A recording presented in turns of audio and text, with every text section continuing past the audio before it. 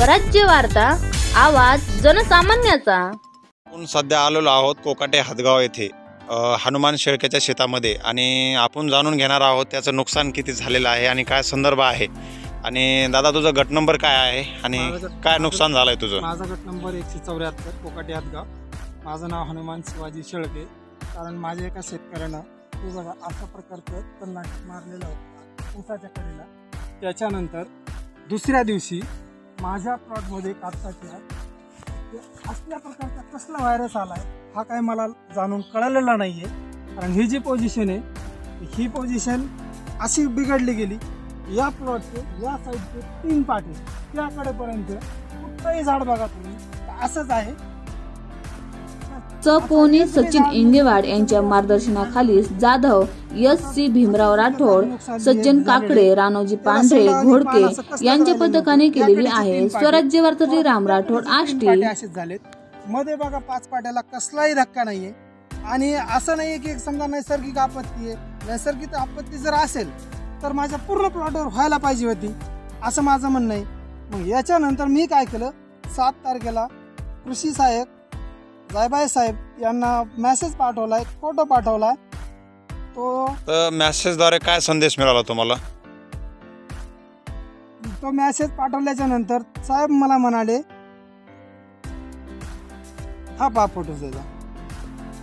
साहेब मला म्हणाले की मी कृषी अधिकाऱ्याशी संपर्क करतो, शास्त्रज्ञाशी संपर्क करतो आणि तुम्हाला माहिती सांगतो। तर माहिती काही सांगितली नाही त्यांना।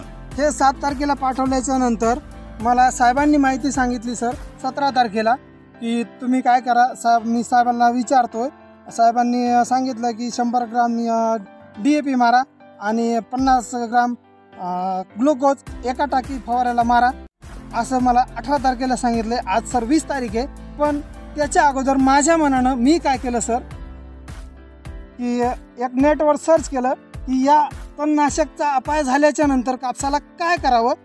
त्यावेळेस मला असा एक व्हिडिओ भेटला सर यूट्यूबला की तो मी प्रयोग करून पाहिला। तर तो प्रयोग सक्सेस झाला का? हा, तो प्रयोग अशा प्रकारे सक्सेस झालाय की हा बघा आपण हा पाहू शकता, हा जो कापूस बिघडलेला आहे पूर्ण असा बिघडल्याच्या नंतर हा जो शेंड आहे आणि ह्या ज्या बागल फाटा आहेत ह्या नंतर मी फोडल्या सर। त्या कशा फोडल्या हा बघा, हा व्हिडिओ दिसतोय सर। येणार नाही याच्यामध्ये, व्हिडिओ येणार नाही याच्यामध्ये। कोण कुठल्या साईडला चाललं एकूण सुद्धा हे 3 पाटे येतं। हा एक पाट आहे, हा एक पाट आहे आणि परत हा एक पाट आहे। हे 3 पाटे त्याच कंडिशन मध्ये झालेले। मधल्या 5 पाट्याला कसलाच डाग नाहीये, कसलीच नैसर्गिक आपत्ती नाहीये। आणि त्याच्यानंतर 8 दिवसाच्या नंतर या बाजूने परत दुसऱ्या शेतकऱ्यानं जे तणनाशक मारलं त्याच्यानंतर माझ्या या कापसाची ही हाल झालेले आहेत।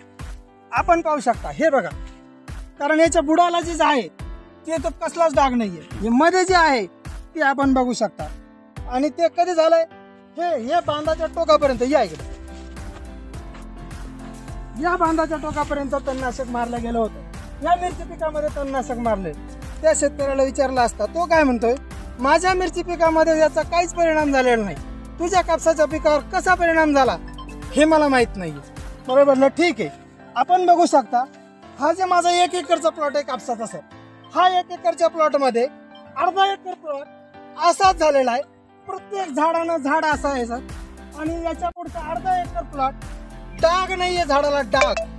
नैसर्गिक आपत्ती असेल तर माझ्या पूर्ण प्लॉटवर झालेली असते सर। मग मला असं कळत नाहीये की मी काय करायला पाहिजे। मी काय मोठा शेतकरी नाहीये, काय नाहीये। माझे फक्त 1 एकर जमीन स्वतःची आहे, बाजूची 1.5 एकर बटाईने केलेली आहे। त्या बटाईच्या शेतामध्ये ह्या शेतामध्ये मरणाचा खर्च करून बसलो।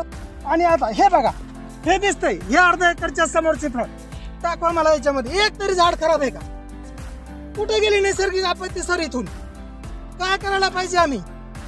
तर मग असा प्रश्न जर आमच्या समोर उभा राहिला, आमच्या कुटुंबाचा उदरनिर्वाह कसा करायचा?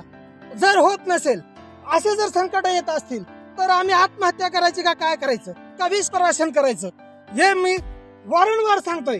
15 दिवस होऊन गेले, 7 तारखेपासून मी याच्या त्याच्या कॉन्टॅक्ट मध्ये इकडे तिकडे पळतोय, यूट्यूबला सर्च करतोय।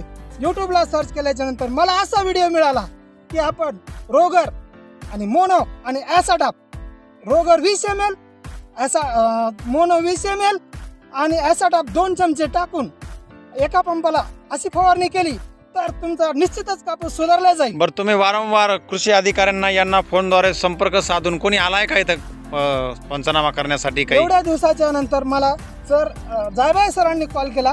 मी त्यांना विचारलं असं असं सर मी काय करू, बातमी लिहू का काय करू? त्यांनी सांगितलं सर तुम्ही काय करा. मला 18 तारखेला त्यांनी माहिती दिली की तुम्ही 100 ग्रॅम DAP आणि 50 ग्रॅम ग्लुकोज एका टाकीला टाकून फवारणी करा. त्याच्यानंतर त्याला जर शेंड्यावरती नवीन आले तर मग बुडातून युरिया द्या. पण आज सर 20 तारीख आहे. मी ते न करता अगोदर जे केलंय हे तुम्हाला दाखवतोय. आता ते जे सांगतात ते पण करायला तयार आहे, काय अडचण नाही सर.